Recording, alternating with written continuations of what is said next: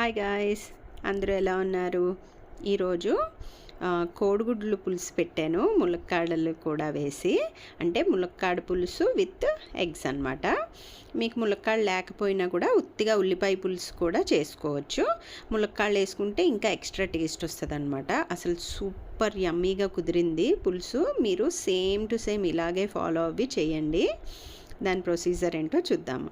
ఒక ప్యాన్ పెట్టుకుని అందులో ఒక 4 టేబుల్ స్పూన్స్, అంటే కొంచెం బాగానే పడుతుంది ఆయిల్. ఇందులో 4 టేబుల్ స్పూన్స్ ఆయిల్ వేసి అందులో కొంచెం 25 అలా 30 వరకు ఉంటాయి మెంతులు వేయాలన్నమాట. మెంతులు వేసిన తర్వాత అవి కొంచెం ఎర్రగా వేగిన తర్వాత 4 పచ్చిమిరపకాయలు. పులుసులో మంచిగా పులుపు అంతా పట్టి పచ్చిమిరపకాయలు బాగుంటాయి కాబట్టి మీకు కావాలంటే ఇంకా ఎక్కువ కూడా వేసుకోవచ్చు. నేను ఇక్కడ 4 వేసాను. ఒక అర కేజీ వరకు ఉల్లిపాయలు వేసాను అనమాట, మామూలుగా చాప్ చేసుకున్న ఉల్లిపాయలు. దీనికి మరీ సన్నగా ఏమీ కొయ్యక్కర్లేదు ఉల్లిపాయలు. జస్ట్ ఒక 2 నిమిషాలు ఇలా ఫ్రై చేసిన వెంటనే మీరు సాల్ట్ యాడ్ చేసేయాలి. సాల్ట్ ఏమో నేను 2 స్పూన్లు వేసాను. ఒక అర స్పూను పసుపు వేసాను. ఎందుకంటే మనకి ఇక్కడ ఆనియన్స్ ఫ్రై అవ్వక్కర్లేదు, మగ్గాలన్నమాట. పులుసు కదా, మెత్తగా ఉండాలి ఉల్లిపాయ. సో జస్ట్ ఒక 2 నిమిషాలు వేపంగానే ఉల్లిపాయ పసుపు వేసేసి కొంచెం వేపిన తర్వాత ఇక్కడ 2 ములక్కాళ్ళు తీసుకున్నాను. అవి మీకు కావాల్సిన సైజులో ముక్కలు కోసుకుని వేసేసుకోండి. ముక్కలు వేసేసిన తర్వాత కొంచెం ఇట్లా ఫ్రై చేసి ఇందులో కరివేపాకు వేసాను నేను, ఒక 2 రెమ్మలు. ఆకులు తీసుకుని మంచిగా వాష్ చేసుకుని ఇందులో కరివేపాకు వేసేసాను.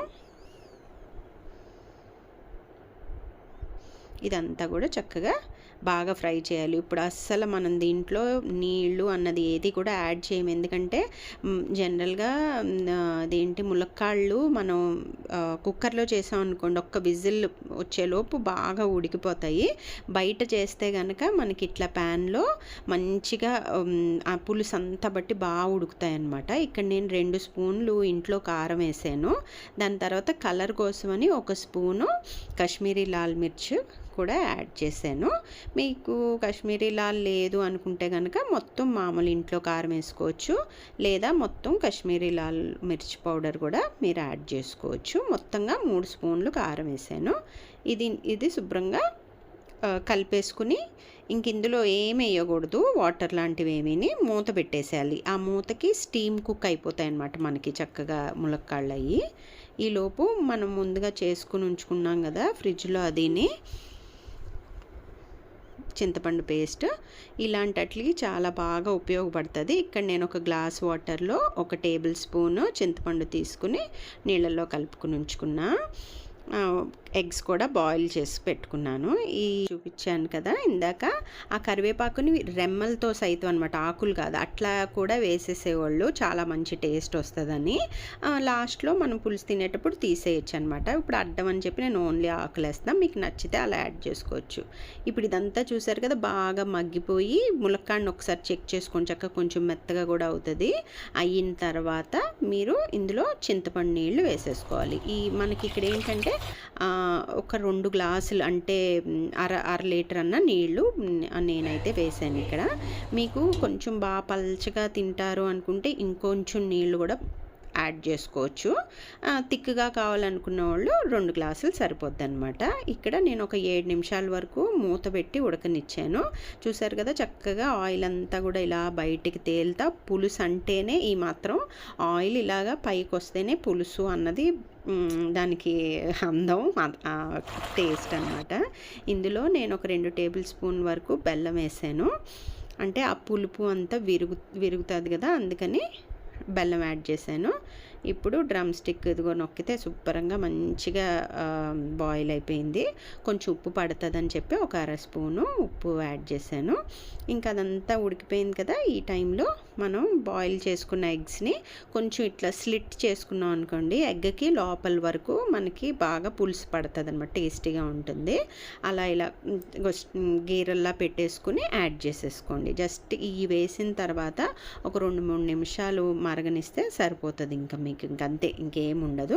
లాస్ట్లో ఇంకా అయిపోయింది అనేటప్పుడు కసూరి మేతి, ఒక టేబుల్ స్పూన్ కసూరి మేతి వేయాలన్నమాట. చెప్తా కదా, ఇలా పులుపు చేసి ఉన్న ఐటమ్స్లో మనం ఈ మెంతులు సంబంధించి ఏదైనా యాడ్ చేస్తే బాగుంటుంది.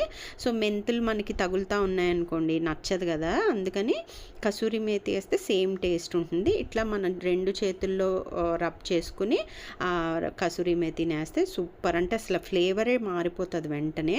చాలా అంటే చాలా బాగుంటుంది. మీకు ఈ కన్సిస్టెన్సీ ఓకే అంటే ఇంతే, లేదా మీరు వాటర్ యాడ్ చేసుకోవచ్చు.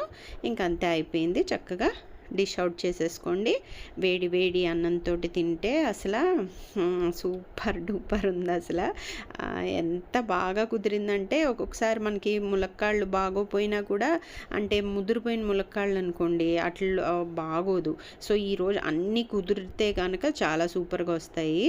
తప్పకుండా మీరందరూ సేమ్ టు సేమ్ పక్కాగా చెప్తున్నాను నేను.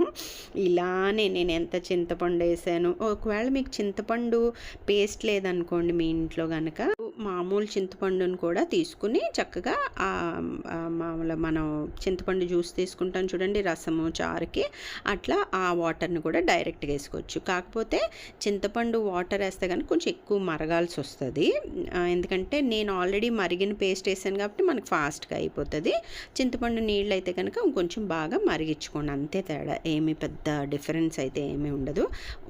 కాకపోతే ఏంటంటే మనకి చాలా చాలా ఈజీ అయిపోతుంది అనమాట. చింతపండు పేస్ట్ ఉందనుకోండి, మనం వేసిన తర్వాత ఇంకా సరిపోలేదంటే ఇంకొంచెం ఒక పావు స్పూన్ మళ్ళీ వేసుకోవచ్చు.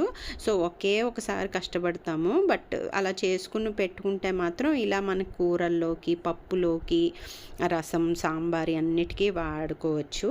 అది కూడా ట్రై చేయండి ఒకసారి. అసలు చాలా అంటే చాలా సూపర్గా వచ్చింది. మీరు అందరూ ప్లీజ్ తప్పకుండా ట్రై చేసి ఎలా వచ్చిందో నాకు కమెంట్ చేసి చెప్పండి. Thanks for watching. Bye bye.